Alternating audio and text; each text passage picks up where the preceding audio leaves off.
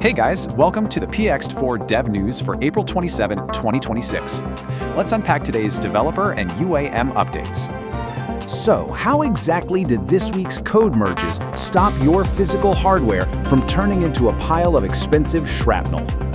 Meet your new best friend, SITL. It's a digital sandbox where beginners test code safely, no real-world crashes. Software devs, listen up.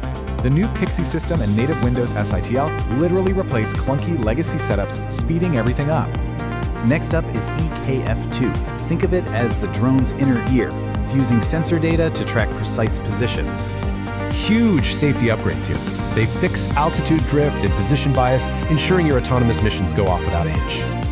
Hardware folks, take note. Official support for the ADIS 1657X IMU driver unlocks incredibly precise, high-end sensor integration.